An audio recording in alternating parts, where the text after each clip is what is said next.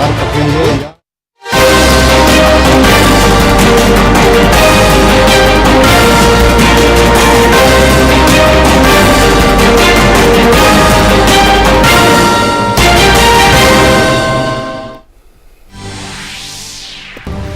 देश में कोविड-19 से निपटने के लिए सार्वजनिक स्वास्थ्य तैयारियों की समीक्षा के लिए प्रधानमंत्री के प्रधान सचिव डॉक्टर पीके मिश्रा ने की उच्च स्तरीय बैठक की अध्यक्षता।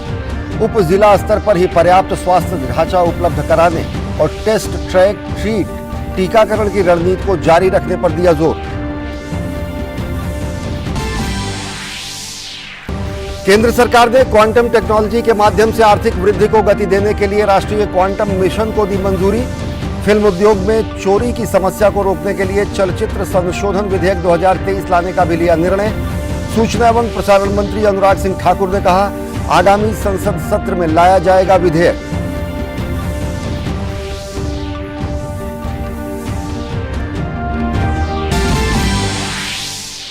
रक्षा मंत्री राजनाथ सिंह ने सेना कमांडरों के सम्मेलन में लिया हिस्सा। कहा, हाइब्रिड, साइबर, सूचना युद्ध सहित अपरंपरागत युद्ध के लिए सेना रहे तैयार, रणनीति अपनाने का किया आग्रह।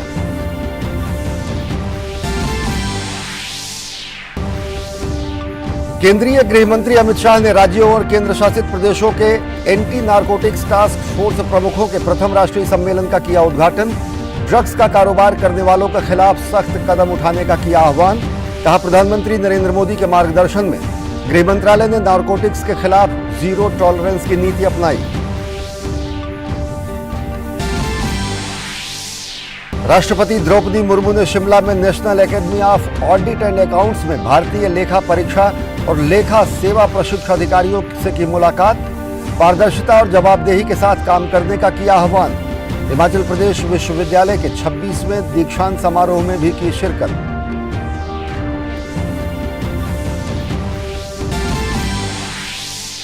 कर्नाटक में चुनावी सरगर्मी तेज। बीजेपी अध्यक्ष जेपी नड्डा की मौजूदगी में मुख्यमंत्री बसवराज बोम्मई का शिवगांव से नामांकन। पूर्व सीएम और कांग्रेस के नेता सिद्धारमैया का भी वरुणा से नामांकन। भारत सरकार सूडान में भारतीय नागरिकों की सुरक्षा सुनिश्चित करने के लिए विभिन्न देशों के साथ कर रही है समन्वय। संयुक्त राष्ट्र के अलावा भारत, अमेरिका, ब्रिटेन, सऊदी अरब और संयुक्त अरब अमीरात के संपर्क में।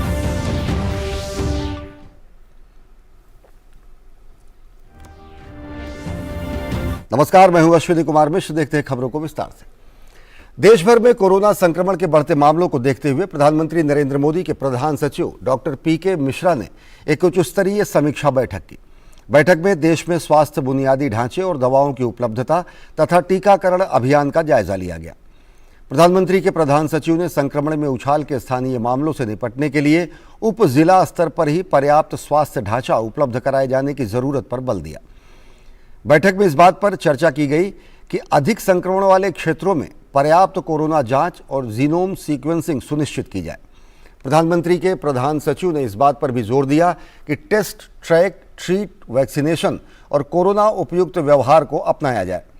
उन्होंने इसको लेकर जन जागरूकता बढ़ाने पर भी जोर दिया।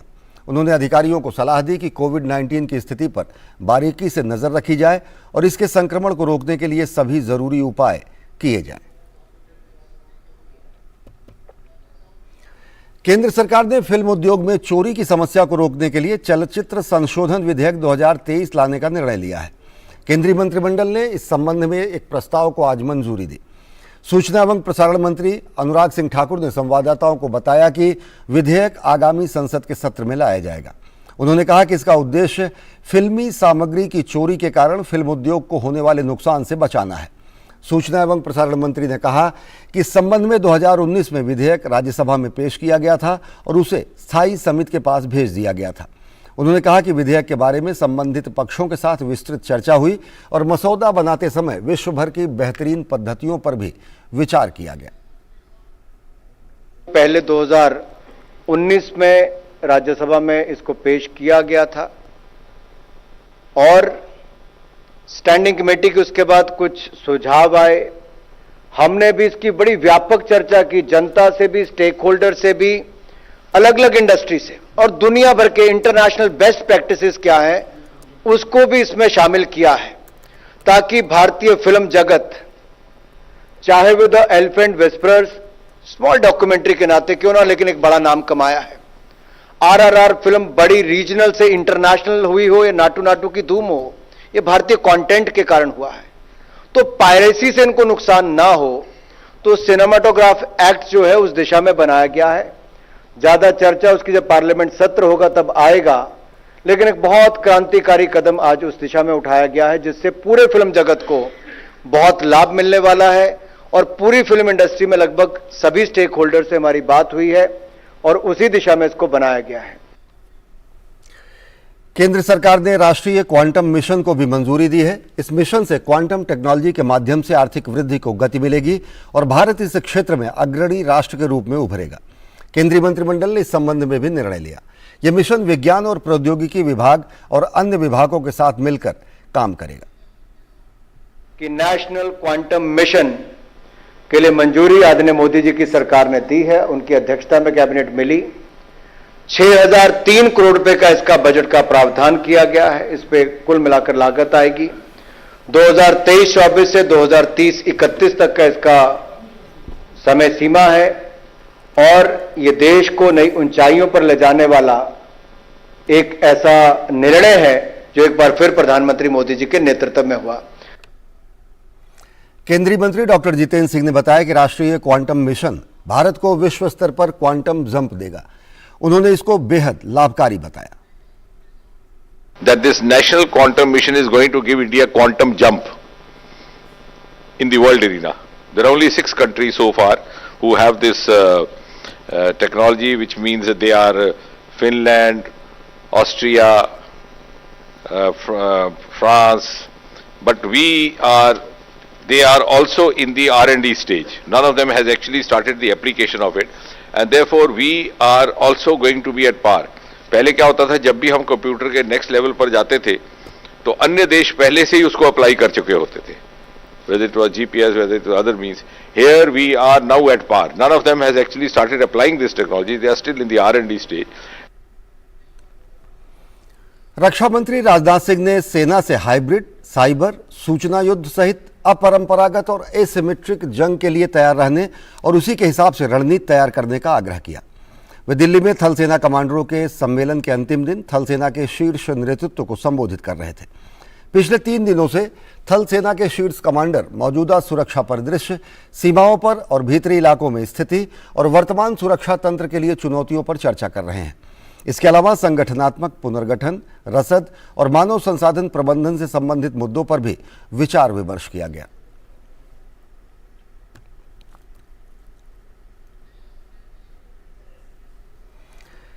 रक्षा मंत्री राजनाथ सिंह ने थल सेना ऑपरेशन दोस्त के दौरान तुर्की में भूकंप के तहत मानवीय सहायता और आपदा राहत मिशन को सहायता प्रदान करने की सराहना की।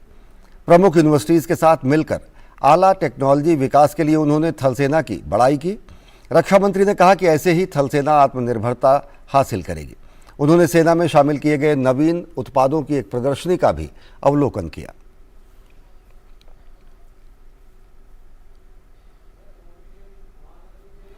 राज्यों और केंद्र शासित प्रदेशों के एंटी नारकोटिक्स टास्क फोर्स प्रमुखों का प्रथम राष्ट्रीय सम्मेलन नई दिल्ली में 19 और 20 अप्रैल को जारी है।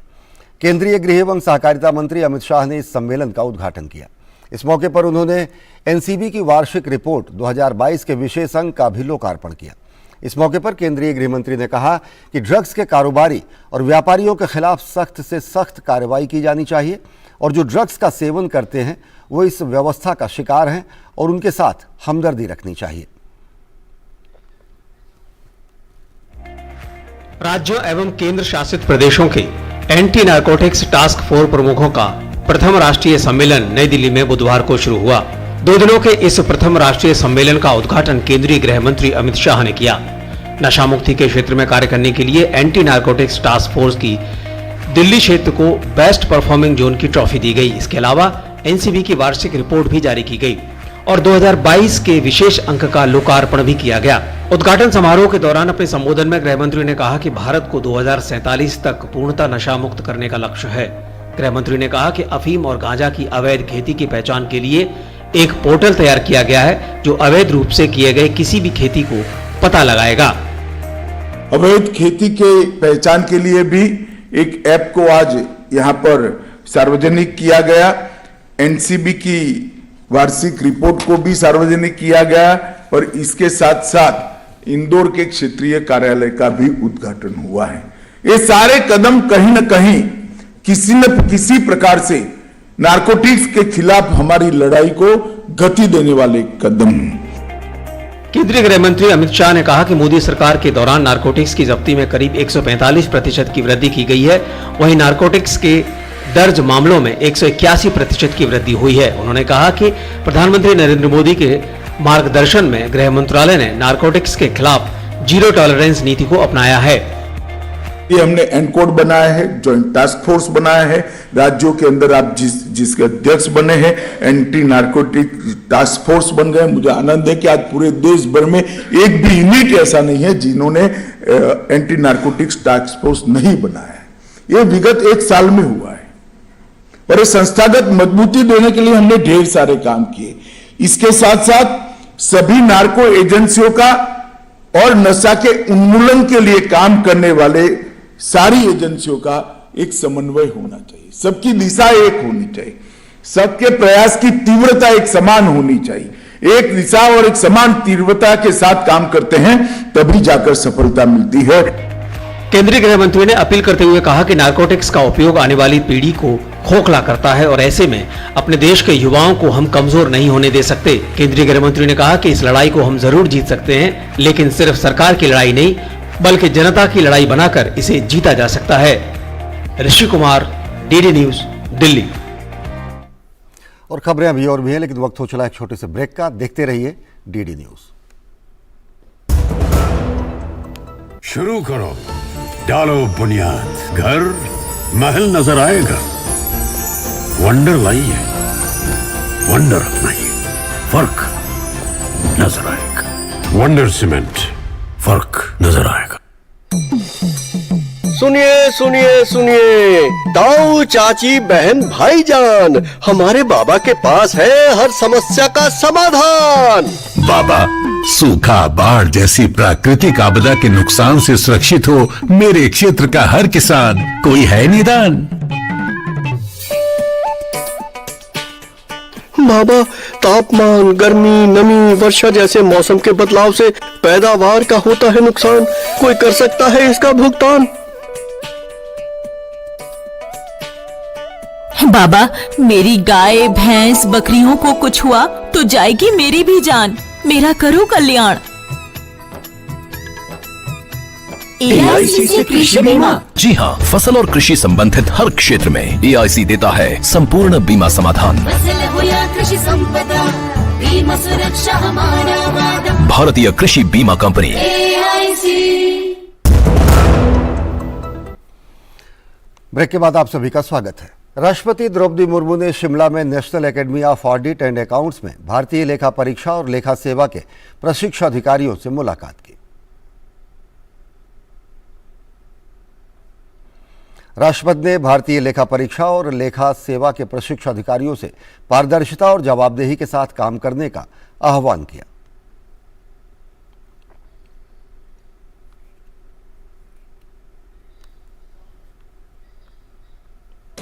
I congratulate you all for clearing the civil services examination and making it to the prestigious service. It is indeed a matter of pride for you to have got the opportunity to enforce principles of accountability and transparency as officers of the Comptroller and Auditor General and the Indian Audit and Accounts Department. राष्ट्रपति द्रौपदी मुर्मू ने शिमला में हिमाचल प्रदेश विश्वविद्यालय के 26वें दीक्षांत समारोह में हिस्सा लिया। राष्ट्रपति ने छात्रों से आह्वान किया कि वो अपने निजी लक्ष्यों को राष्ट्रीय लक्ष्यों के साथ जोड़ें। राष्ट्रपति ने युवाओं से राष्ट्र निर्माण में योगदान करने की अपील की।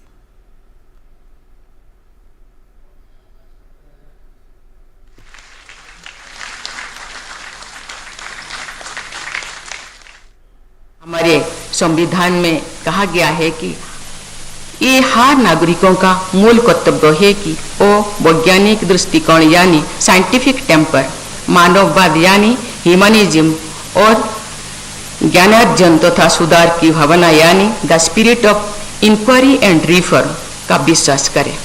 आज सभी अपने लक्ष्यों की प्राप्ति के लिए जीवन के एक नए चरण में प्रवेश कर रहे हैं। मैं चाहती हूं कि आप सभी विद्यार्थी अपनी निजी लक्ष्यों को राष्ट्रीय लक्ष्यों से जोड़ें और अपने चुने हुए क्षेत्रों में आगे बढ़ते हुए देश के विकास में अपना योगदान दें। दिल्ली के उपराज्यपाल वीके सक्सेना ने विद्युत नियामक आयोग को डिस्कॉम को जारी की गई बिजली सब्सिडी के संबंध में वितरण कंपनियों का स्पेशल ऑडिट करने का निर्देश दिया है। दिल्ली के उपराज्यपाल ने कहा कि ऑडिट बेहद जरूरी है और डिस्कॉम कंपनी के ऑडिट होंगे। गौरतलब है कि दिल्ली के उपराज्यपाल ने साल 2016 से 2022 तक की दिल्ली सरकार की दी जा रही फ्री बिजली सब्सिडी को लेकर बिजली कंपनियों का कैग यानी सीएजी यानी नियंत्रक एवं महालेखा परीक्षक द्वारा ऑडिट कराने के निर्देश दिए हैं। एलजी ने व्यापक जनहित को ध्यान में रखते हुए ऑडिट करवाने का डीईआरसी को निर्देश दिया है।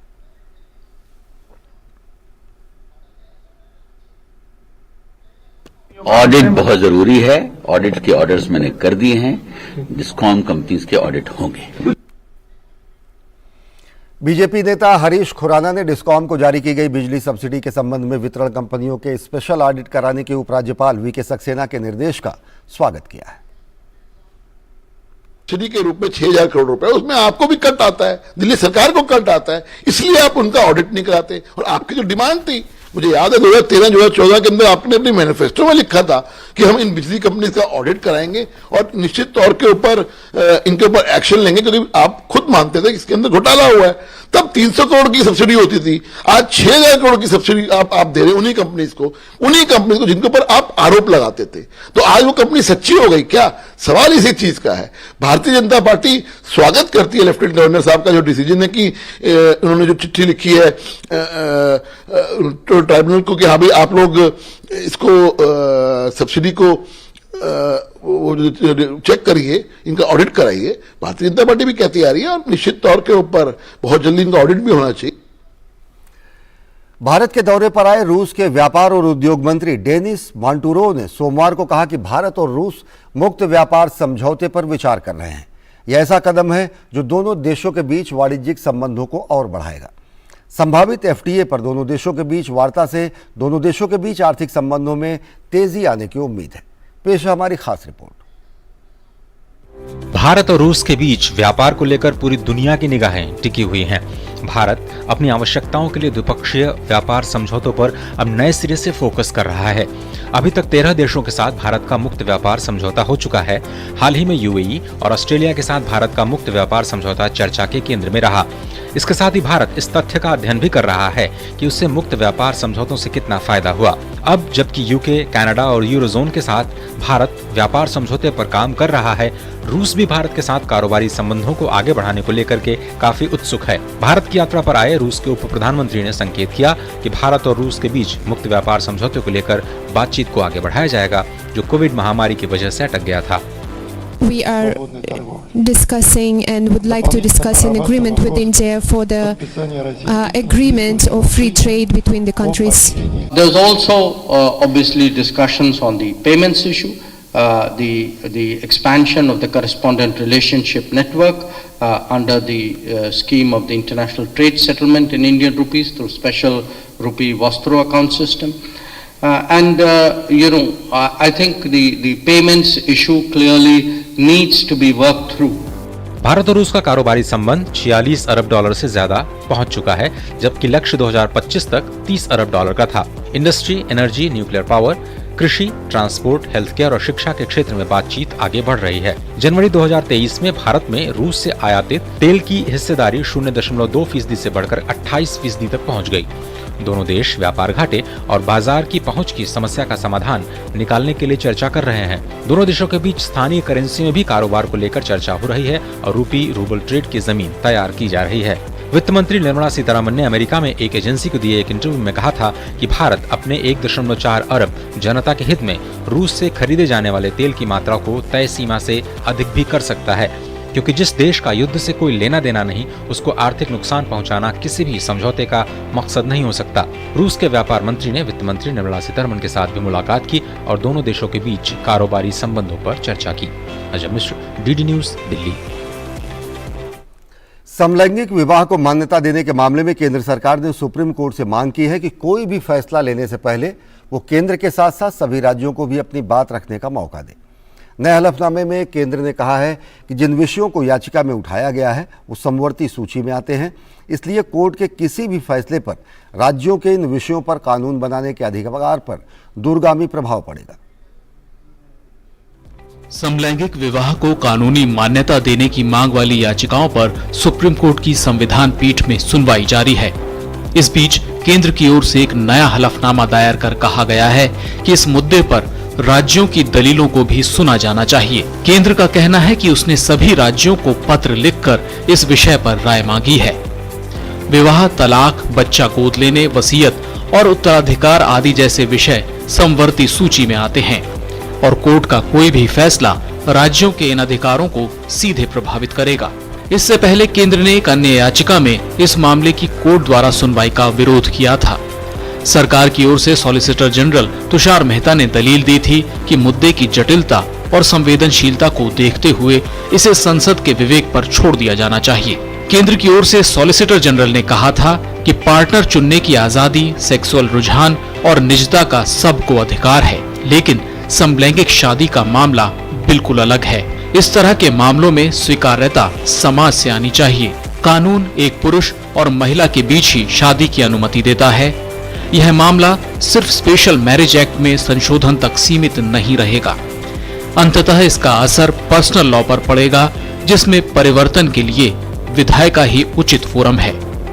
सुप्रीम कोर्ट फिलहाल इस मामले में याचिकाकर्ताओं की दलीलों को सुन रहा है, जिनका कहना है कि उनके साथ सामाजिक भेदभाव किया जाता है और तमाम कानूनों में भी समलैंगिक जोड़ों के प्रति भेदभाव भरे प्रावधान हैं।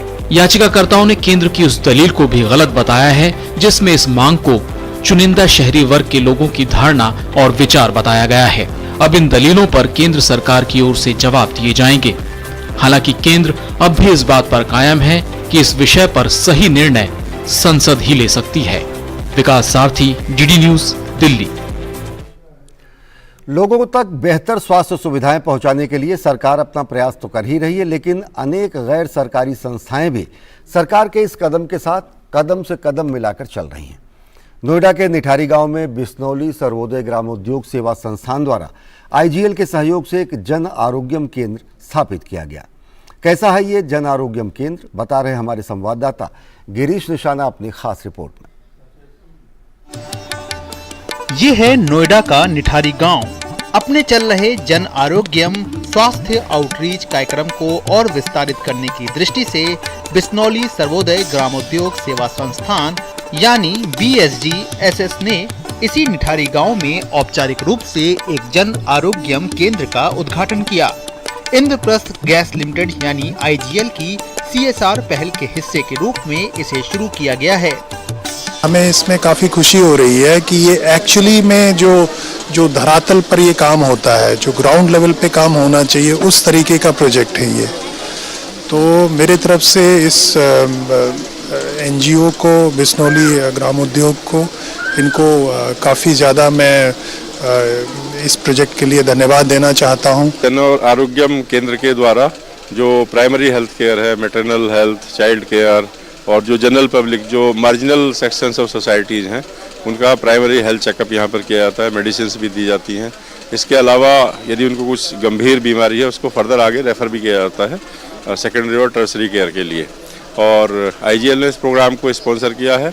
हमारा टारगेट है करीब 14,000 लोगों को कवर करना है एक साल के अंदर, और ये इनका सेकंड कैंप है। पहला इससे खुड़ा में हुआ था। BSGSS ने स्थानीय लोगों को व्यापक स्वास्थ्य सेवाएं प्रदान करने के लिए IGL की मदद से यहां एक क्लिनिक स्थापित की है। इनमें मुफ्त दवाओं के साथ नियमित OPD परामर्श, प्रयोगशाला परीक्षण, स्वास्थ्य शिविर और समय समय पर जागरूकता कार्यक्रम शामिल है।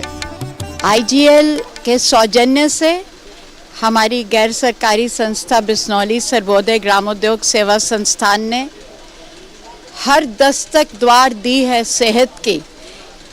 आज हम ये जो केंद्र खोलने जा रहे हैं, जन आरोग्यम केंद्र, ये उसी का एक मील पत्थर है। यहाँ पे निठारी और आसपास के नोएडा के गांव के लोग 6 दिन तक निःशुल्क ओपीडी, निःशुल्क टेस्ट और निःशुल्क दवाइयाँ उपलब्ध होंगी उनको।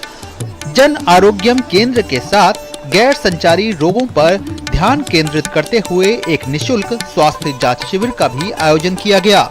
BSG-SS द्वारा IGL के सहयोग से शुरू किए गए जन आरोग्यम केंद्र और अपने ही क्षेत्र में मिल रही निःशुल्क स्वास्थ्य सुविधाओं से निठारी गांव के लोग काफी उत्साहित हैं।